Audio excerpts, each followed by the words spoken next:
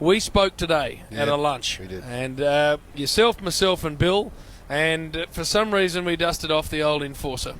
And I'm not sure how many more times we can do it, I'll be brutally honest. Well, the thing about it is 12 o'clock, 12:30 on a Friday is not when he's absolutely in the hitting zone. No. Because he's had a big Thursday night. That's it. He's a little dusty. And anyway, he wandered over to my side of town, which I loved. Yep.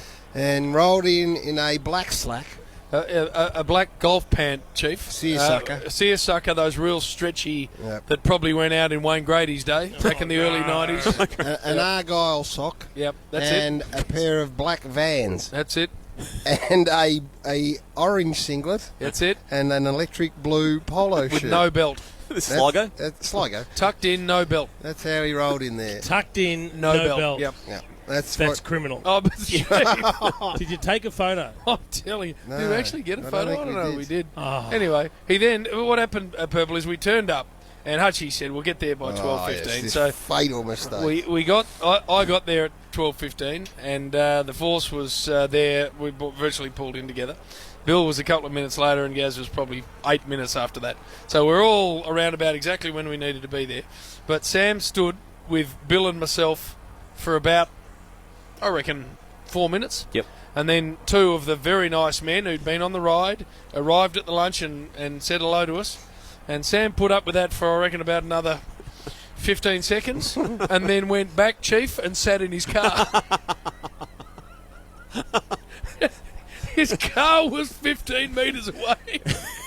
So instead of being forced to stand there and wait he said, nope, I'm getting back into my chariot. And which car was it today? The Mustang, the old convertible Mustang.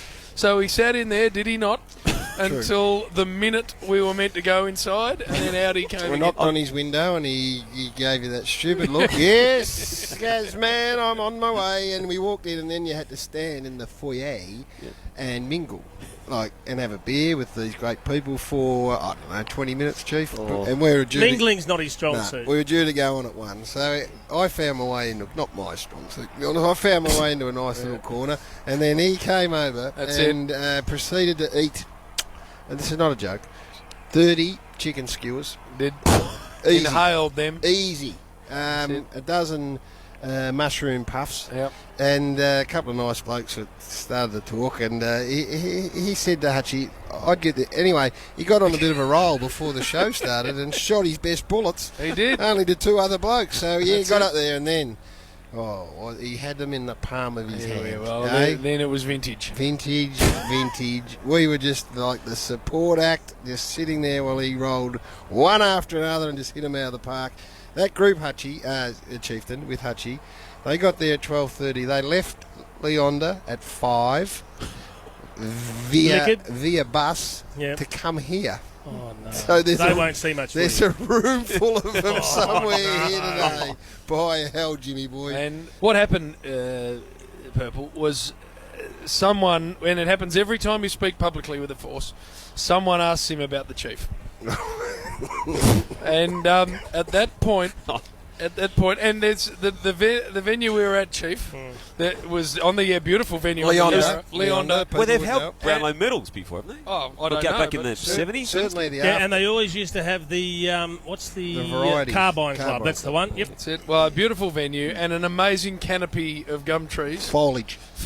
Canopy. Which got the Forsal underway. He said there'd be no way that the Chief could speak at this particular function because he'd just stare out the window at those trees and think that he should be amongst them. He'd stare wistfully, he reckons, and then a breeze would start, and he'd sway with the breeze, and then that'd be enough, and he'd think bound there's a out partner up there. pound out on all fours through the middle of the room. Having said that, Jim, I don't think I've ever done a function either without getting asked about the Foss. Yeah.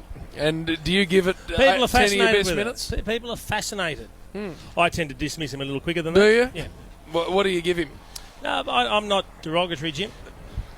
I remember once when the Force fell off his boat and had a great big sort of sack of fluid out of his elbow, and you were quoted, well, you were on air at the time saying, why don't you ease that sack of pus out of your body and take the rest of you with it?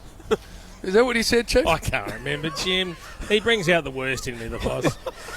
Chief. I saw him at the driving range during the week. Did you? Down at Albert Park. And? I was walking in, the bloke says, "Oh, your mate Sam's here." He's in the remotest possible area That's that it. he is, where nobody else is hitting the balls. So I thought, I won't bother him. I'll let him do his thing. So I'm up hitting some balls. Mm-hmm. You know when sometimes you're not thinking about anything in particular, then all of a sudden you think, someone's watching me. Yep.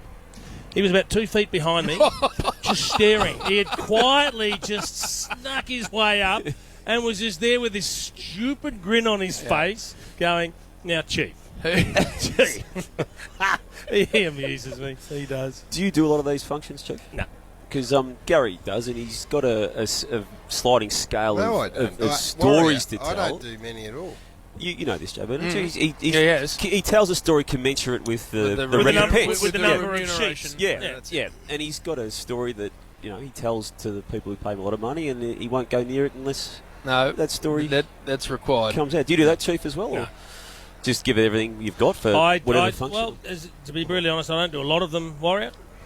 I find they become a little bit mundane if you just keep trying to churn them out. So I find if you do them Keep fresh. a touch more, Keep yourself fresh. occasionally. On a good racehorse. Just I'm good first up from a spell, no good second up. We're or up third together. up. Well, or fourth I've up. been penciled in for one with you. I've noticed come across my desk. In That's true. grand final week. Yes. That's one I told you about. That's Oh, right. nice, Chief. The bloke said, "I've got Gary organised." I said, "Really?" You don't think he's worthy of being on the same bill, Chief? Oh, turn it up. Turn it up. Chief didn't want me going because the sheep remuneration would go way down for him. Did you see the Force striking any balls, Chief? Yep. Can he hood that club face anymore?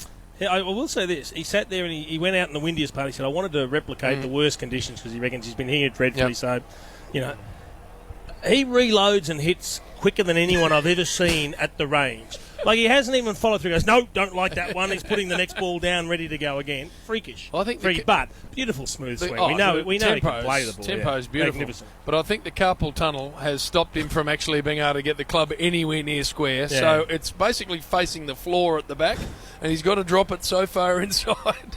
I love the way he rolls. And look, it's not easy too when you're carrying that leather suit around, and some of the wrinkles tend to slap him in the back on the way through, and all those sorts of things. Now we're starting to get to no. some of the Chief's good stuff.